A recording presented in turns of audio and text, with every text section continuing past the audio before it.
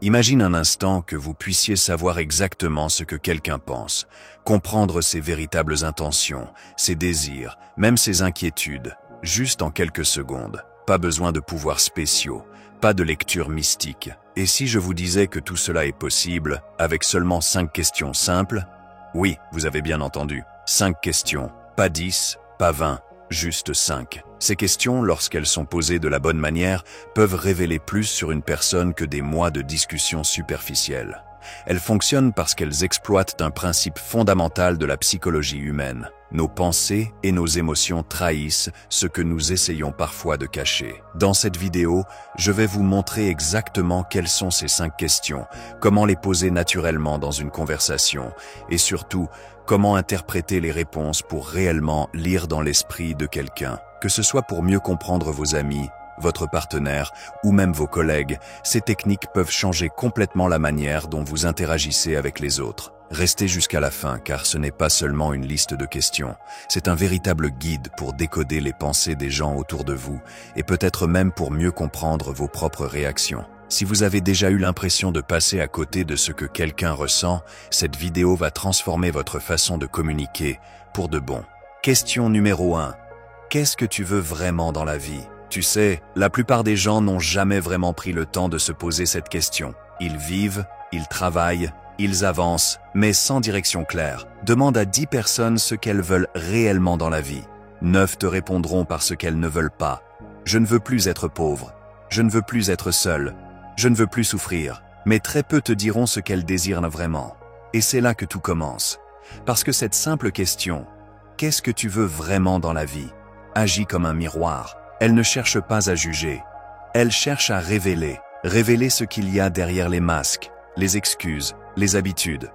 Quand tu poses cette question à quelqu'un, observe bien son regard. S'il hésite, s'il détourne les yeux, s'il te répond quelque chose de vague, c'est qu'il ne se connaît pas encore. Et tu viens de mettre le doigt sur une vérité qu'il fuit depuis longtemps. La vérité, c'est que la plupart des gens ne savent pas ce qu'ils veulent. Parce qu'ils ont peur de se tromper. Ils ont peur de rêver trop grand, peur d'être jugés, peur de l'échec. Alors ils se contentent de faire comme tout le monde. Ils prennent un travail, ils suivent la routine, ils disent « c'est la vie ». Mais au fond, ils savent. Ils sentent cette petite voix qui leur murmure « tu es fait pour autre chose ». Et quand tu poses cette question, cette voix remonte à la surface. C'est comme si tu venais d'allumer une lumière dans une pièce restée fermée depuis des années. Certaines personnes vont sourire, d'autres vont rester silencieuses. Mais à cet instant précis, elles commencent à réfléchir. Et c'est là que tu découvres leur véritable nature. Car ce qu'une personne veut révèle plus sur elle que tout le reste. Si elle te dit « je veux être riche », écoute bien pourquoi. Cherche la racine, pas la surface. Souvent derrière « je veux être riche », il y a un besoin de liberté, de reconnaissance ou simplement de sécurité. Derrière « je veux être aimé », il y a peut-être une blessure, une peur d'être oublié. Et derrière « je veux réussir », il y a souvent un vide que la personne tente de combler. Tu vois, lire dans l'esprit de quelqu'un ne veut pas dire deviner ses pensées, c'est comprendre ses motivations profondes. Et cette question, qu'est-ce que tu veux vraiment dans la vie, est comme une clé qui ouvre la porte de l'inconscient. Mais attention, ce n'est pas une question que tu poses à la légère, parce que si tu la poses sincèrement, elle peut tout changer. Elle peut réveiller quelque chose, chez l'autre et parfois même chez toi. Beaucoup de gens évitent cette question parce qu'elle les met face à un vide qu'ils remplissent avec des distractions, des excuses, des promesses qu'ils ne tiennent jamais. Mais ceux qui osent y répondre honnêtement, ceux-là commencent à prendre le contrôle de leur vie. Regarde autour de toi. Les gens qui réussissent, qui rayonnent, qui inspirent, ont tous répondu à cette question à un moment de leur vie. Ils savent exactement pourquoi ils se lèvent chaque matin. Et c'est ça qui les rend si déterminés. Parce que quand tu sais ce que tu veux, tu deviens dangereux pour la médiocrité. Pose cette question à quelqu'un et regarde comment il répond. S'il te parle avec passion, avec clarté, avec des étoiles dans les yeux, tu viens de découvrir ce qui le fait vibrer. Tu sais ce qu'il défend, ce qui le pousse à avancer. Mais s'il te répond « je sais pas trop », s'il cherche ces mots, c'est qu'il vit probablement la vie de quelqu'un d'autre. Peut-être celle que la société attend de lui. Peut-être celle que ses parents ont choisie, mais pas la sienne. Et c'est là que tu peux tout comprendre. Ses choix, ses frustrations, ses réactions. Parce que quand une personne ne sait pas ce qu'elle veut, elle se perd dans les « je dois » et les « il faut ». Elle subit les autres au lieu de se diriger elle-même. Elle ne vit pas, elle survit. Et toi, as-tu déjà vraiment pris le temps de répondre à cette question? Pas ce que tu veux aujourd'hui, pas ce que tu veux cette semaine, mais ce que tu veux vraiment, au fond. Ce qui t'anime, ce qui te donnerait la paix, même si personne ne te regardait. Ce que tu ferais si tout était possible. La plupart des gens passent leur vie à courir derrière des choses qu'ils ne désirent même pas vraiment. Une maison, une voiture, un titre, de l'approbation. Et ils oublient que le vrai bonheur vient quand tes actions sont alignées avec ton vrai but. Alors, la prochaine fois que tu veux comprendre quelqu'un, ne regarde pas ses mots, ni ses actes. Demande-lui simplement « Qu'est-ce que tu veux vraiment dans la vie ?» Et écoute. Écoute vraiment. Parce que la manière dont il va répondre, la pose qu'il prendra, le regard qu'il posera au sol ou au ciel, tout cela te dira plus sur lui que 1000 conversations. Ceux qui savent ce qu'ils veulent sont rares, mais ce sont eux qui changent les choses. Ce sont eux qui créent, qui inspirent, qui avancent même quand tout le monde doute. Parce qu'ils ont une direction. Et une direction, c'est plus puissant que n'importe quelle motivation passagère. Alors, si tu veux lire dans l'esprit de quelqu'un, commence par cette question. Et si tu veux te lire toi-même, ose te la poser, sans filtre, sans peur. Parce que ce jour-là, tu ne comprendras pas seulement les autres. Tu commenceras enfin à comprendre toi-même. Souviens-toi, ce n'est pas ce que les gens disent qui révèle qui ils sont, mais ce qu'ils désirent en silence. Et cette question, c'est le moyen le plus simple mais le plus profond pour percer ce silence. Question numéro 2. De quoi es-tu le plus fier? Cette question paraît simple, mais en réalité, elle révèle tout. Parce que quand tu demandes à quelqu'un « De quoi es-tu le plus fier ?», tu ne lui demandes pas de te parler de sa réussite. Tu lui demandes de te montrer ce qu'il valorise le plus dans sa vie. La plupart des gens répondront avec des choses visibles, leur diplôme, leur travail, leur voiture ou leurs enfants. Mais si tu écoutes vraiment, tu comprendras qu'il y a toujours quelque chose derrière cette réponse. Derrière, je suis fier de mon diplôme. Il y a peut-être la peur d'avoir échoué. Derrière, je suis fier de mes enfants.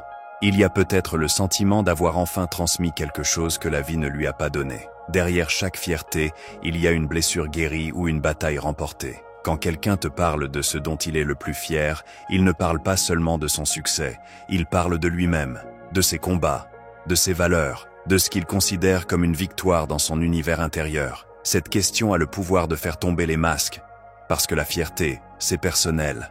C'est une émotion qu'on ne peut pas simuler. Tu peux mentir sur tes projets, exagérer tes ambitions, mais quand tu parles de ce dont tu es le plus fier, ton visage change, ta voix devient sincère. Tu redeviens vrai. Et c'est là que tu commences à lire dans l'esprit de quelqu'un. Observe bien. Une personne fière d'avoir aidé les autres te révèle un cœur altruiste. Une personne fière d'avoir tenu malgré les difficultés te révèle une âme résiliente. Une personne fière d'avoir réussi là où personne ne croyait en elle te montre une blessure liée au rejet. Chaque réponse est une fenêtre ouverte sur son histoire. Tu vois, cette question, c'est un voyage dans le passé. Parce que la fierté naît toujours d'un moment où la personne a dû se dépasser.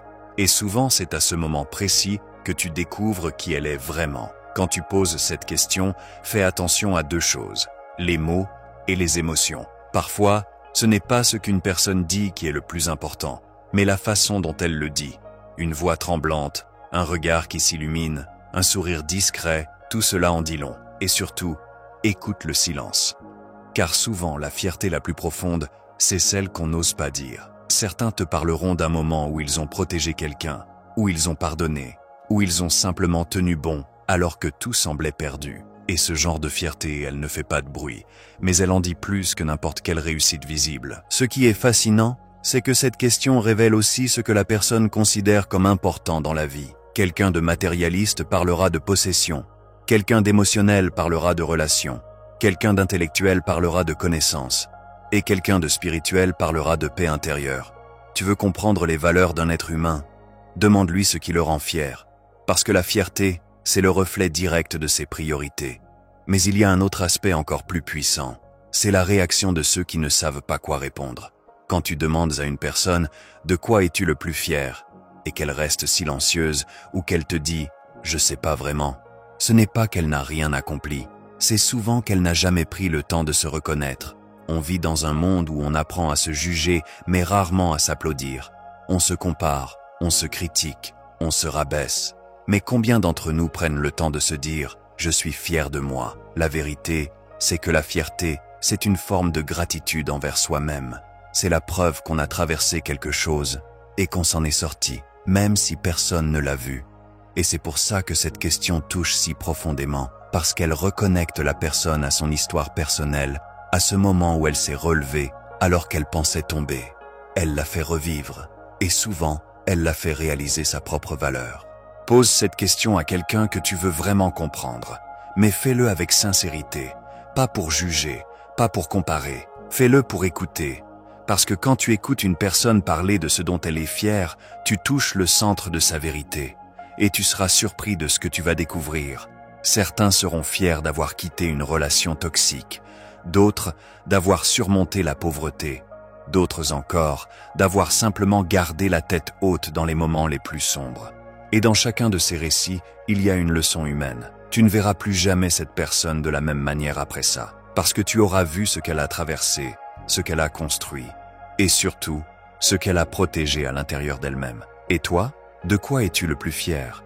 Pas ce que tu montres aux autres, pas ce que tu postes sur les réseaux, mais ce que toi, tu ressens quand tu repenses à ton parcours. Ce moment où tu t'es dit « personne ne sait ce que j'ai enduré, mais je l'ai fait ». Ce moment où tu t'es relevé sans aide, où tu as continué même quand personne ne croyait en toi. Ça, c'est ta vraie fierté.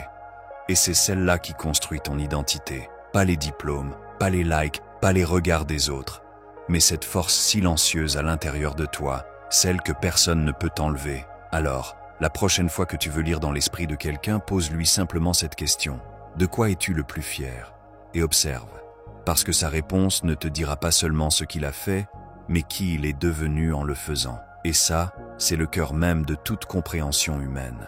Question numéro 3. Qu'est-ce que tu ne pardonnes pas ? C'est une question qui glace le silence, parce qu'à ce moment-là, tu ne parles plus de rêve, ni de réussite. Tu parles de blessure, et personne n'aime regarder là où ça fait encore mal. Quand tu demandes à quelqu'un « Qu'est-ce que tu ne pardonnes pas ?» Tu ne cherches pas à le juger, tu cherches à comprendre ce qu'il porte encore sur le cœur, ce qui, au fond, influence ses choix, ses réactions, son comportement, même sans qu'il s'en rende compte. Parce que ce qu'une personne ne pardonne pas, c'est souvent ce qui a marqué la naissance de sa méfiance. Beaucoup répondront vite. Je ne pardonne pas la trahison. Je ne pardonne pas le mensonge.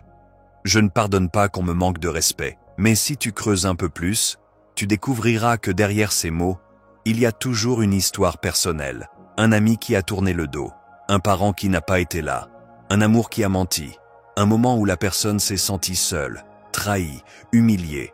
Et depuis, elle s'est jurée de ne plus jamais revivre ça. Tu vois, cette question, elle va droit dans les émotions, parce qu'elle met à nu les blessures cachées. Quand tu demandes à quelqu'un ce qu'il ne pardonne pas, tu lui demandes en réalité où as-tu été le plus blessé. Et là, tu commences à vraiment lire dans son esprit, regarde ses yeux, écoute sa respiration. S'il se ferme, s'il change de ton, s'il détourne le regard, c'est qu'il touche une cicatrice encore vive. Le pardon, c'est une chose étrange. Tout le monde en parle, mais très peu le vivent vraiment. On croit qu'on a pardonné, mais parfois, on a juste appris à se taire. On a juste mis un pansement sur une plaie qu'on n'a jamais nettoyée, et elle saigne encore à l'intérieur. C'est pour ça que cette question est si puissante, parce qu'elle dévoile les non-dits, elle révèle les zones d'ombre que la personne essaie d'oublier, et quand elle commence à parler, tu découvres d'où viennent ses barrières, sa froideur ou sa méfiance. Une personne qui ne pardonne pas la trahison, souvent, c'est quelqu'un qui a donné sans compter, qui a cru profondément, et qu'on a brisé. Alors maintenant, elle se protège. Elle préfère douter que souffrir à nouveau. Une personne qui ne pardonne pas le mensonge, c'est souvent quelqu'un qui a grandi dans un environnement plein d'hypocrisie où la vérité faisait mal, mais le mensonge détruisait tout. Et une personne qui ne pardonne pas le manque de respect, c'est souvent quelqu'un à qui on a fait croire qu'il ne valait rien. Alors aujourd'hui, elle se bat pour ne plus jamais se sentir inférieure. Tu vois comme cette question va loin ? Ce qu'une personne ne pardonne pas te montre ce qu'elle cherche à protéger. Ça t'indique son point le plus fragile et en même temps, son point le plus fort. Parce que là où il y a une blessure, il y a aussi une résistance qui s'est construite. Quelqu'un qui a souffert du rejet devient souvent celui qui comprend le mieux la solitude. Quelqu'un qui a souffert de l'injustice devient celui qui défend les autres.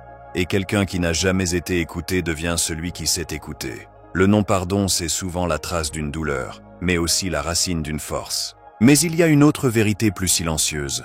Ce qu'une personne ne pardonne pas aux autres, parfois c'est aussi ce qu'elle ne se pardonne pas à elle-même. Beaucoup de gens vivent coincés entre la culpabilité et la rancune. Ils en veulent aux autres, mais au fond ils s'en veulent surtout de ne pas avoir vu venir, de ne pas avoir réagi ou d'avoir trop donné. Ils pensent « si j'avais été plus fort, ça ne serait pas arrivé ». Et ce poids-là, ils le portent en silence pendant des années. Alors quand tu poses cette question, fais-le avec douceur, parce que tu touches à ce qu'il y a de plus fragile, la dignité émotionnelle. Le pardon, ce n'est pas excuser, ce n'est pas oublier, c'est comprendre que garder la rancune, c'est s'empoisonner soi-même. Mais tout le monde n'en est pas encore là. Certains ont besoin de temps, certains ont besoin de sens, et certains n'ont juste jamais eu l'occasion d'en parler. C'est pour ça que cette question est aussi un miroir, parce qu'elle ne te montre pas seulement les blessures des autres, elle te renvoie aussi à tes propres cicatrices. Demande-toi, toi aussi, qu'est-ce que je ne pardonne pas? Et observe ce qui remonte. Ce visage, cette situation, cette phrase qu'on t'a dite, et que tu ressens encore aujourd'hui, comme si c'était hier. Ce que tu ne pardonnes pas, c'est ce qui continue de te contrôler sans que tu t'en rendes compte. Mais voici le plus puissant.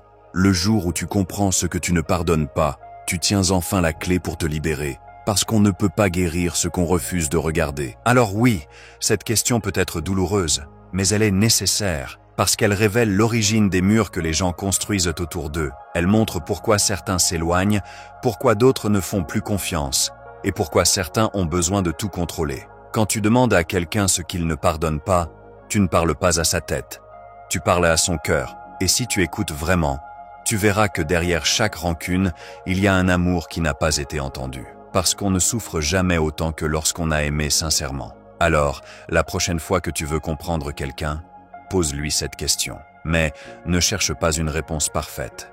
Cherche juste la vérité. Et observe ce que son silence raconte. Tu sauras alors ce qu'il cache, ce qu'il protège et ce qu'il n'a jamais osé affronter. Et si tu veux te comprendre toi-même, pose-toi cette même question, sans peur, sans masque. Parce que ce que tu ne pardonnes pas te révèle exactement ce que tu dois encore libérer pour avancer. Question numéro 4. Qui t'inspire le plus? C'est une question simple, mais la réponse ne l'est jamais. Parce que quand tu demandes à quelqu'un qui t'inspire le plus, tu ne lui demandes pas seulement un nom, tu lui demandes de te montrer le modèle qui guide sa vie. Cette question te révèle ce que la personne admire, ce qu'elle respecte et ce qu'elle rêve secrètement de devenir.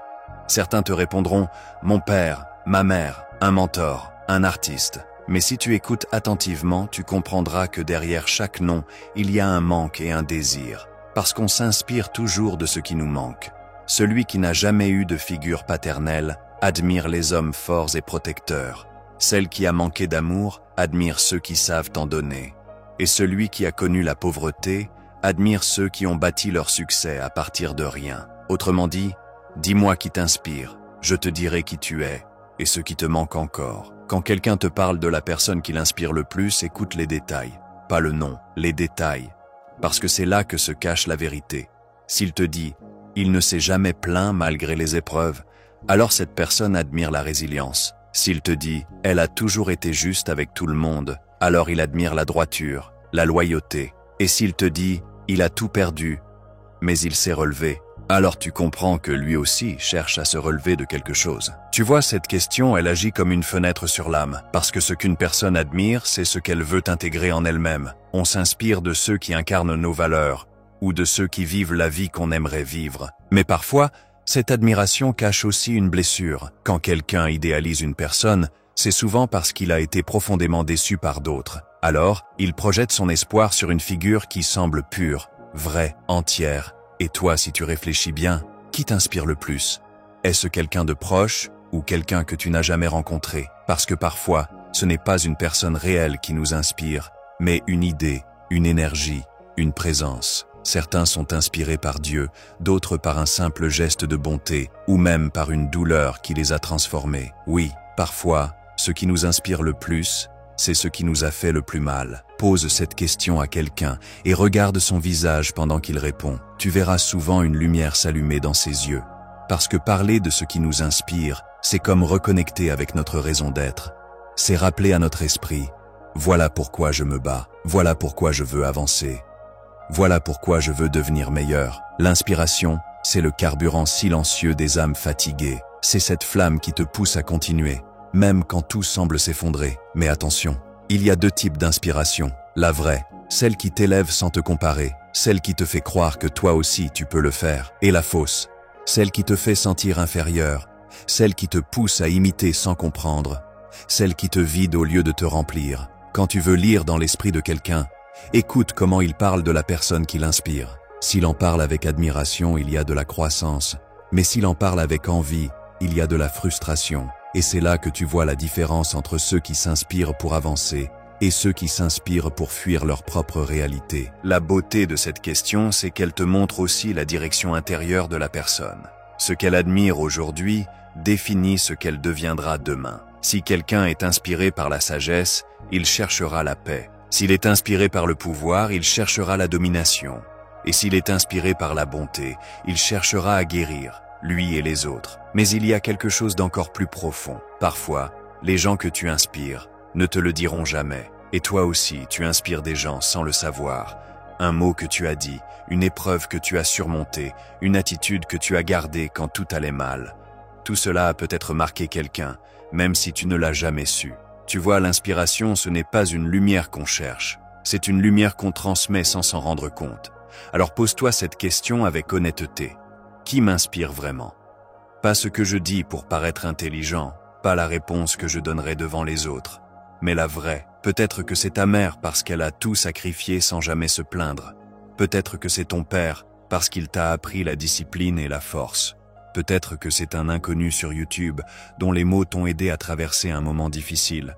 Ou peut-être que c'est toi-même parce que tu continues d'avancer malgré tout. Et si c'est le cas, c'est la plus belle forme d'inspiration qui existe. La vérité, c'est que les gens qu'on admire sont souvent le reflet de ce qu'on a en nous, mais qu'on n'a pas encore osé exprimer. Alors quand tu demandes à quelqu'un qui t'inspire le plus, tu lui demandes en réalité quelle version de toi-même veux-tu devenir? Et cette réponse-là, elle te dit tout, parce qu'au fond, ce qui nous inspire, c'est ce qui nous rappelle qui on pourrait être si on arrêtait d'avoir peur. Alors, la prochaine fois que tu veux comprendre quelqu'un, pose-lui cette question. Et quand il te répondra, écoute avec le cœur. Tu découvriras ses rêves, ses blessures et surtout sa vision du monde. Et si tu veux te comprendre toi-même, ne cherche pas loin. Regarde simplement qui t'inspire, parce que cette personne, c'est souvent le miroir de la grandeur endormie en toi. Question numéro 5. Si tu pouvais changer une seule chose dans ta vie, ce serait quoi?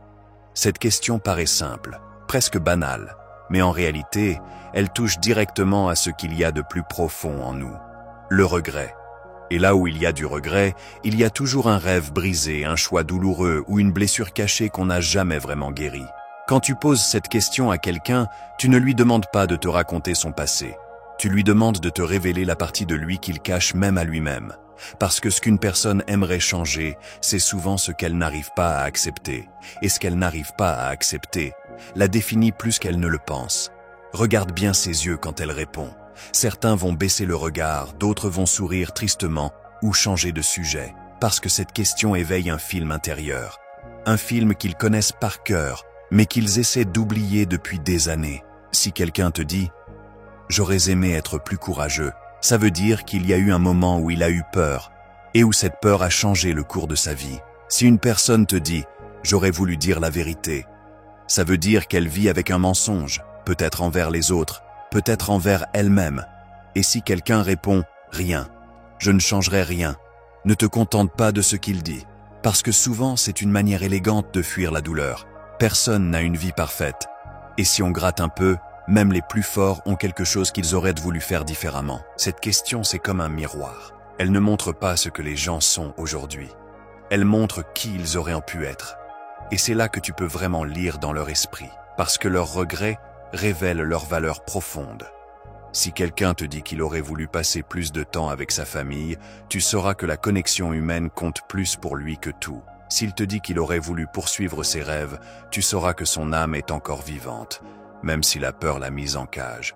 Ce n'est pas une question pour juger, c'est une question pour comprendre ce qui empêche une personne d'être pleinement elle-même aujourd'hui. Et tu verras, parfois quand tu poses cette question, les gens se figent. Ils restent silencieux quelques secondes, parce qu'ils réalisent qu'ils ne se la sont jamais posée à eux-mêmes.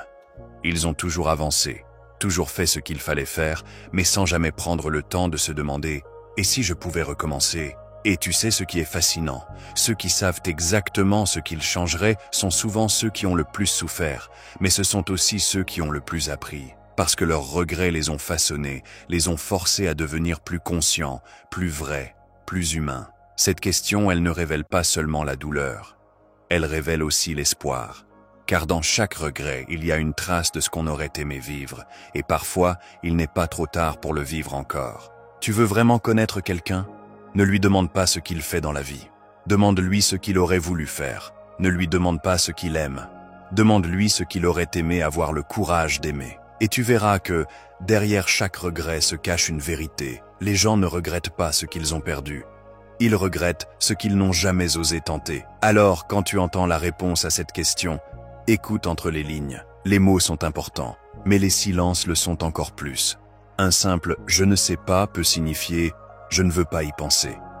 Un rire gêné peut cacher une douleur ancienne. Et un « je changerai rien » peut être un bouclier contre une vérité trop lourde à porter.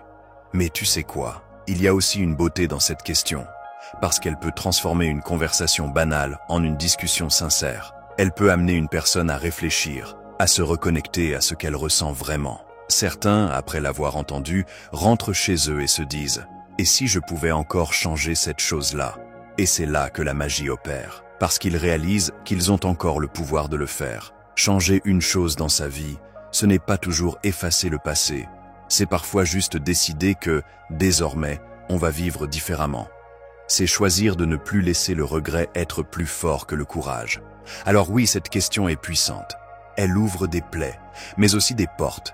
Elle te montre les ombres, mais aussi la lumière qui existe encore derrière. Et au fond, c'est peut-être ça, l'art de lire dans l'esprit de quelqu'un.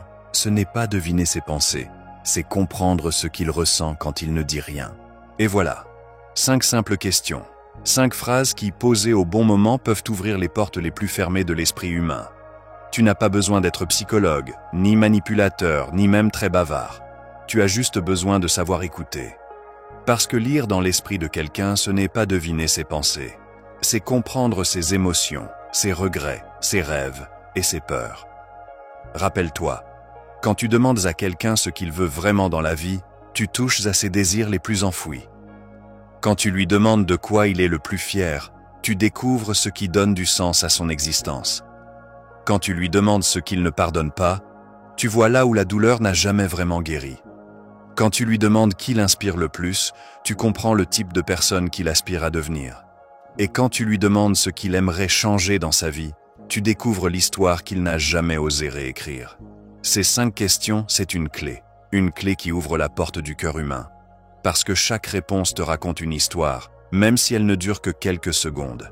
Et si tu écoutes vraiment, tu verras que derrière chaque mot, il y a une vérité.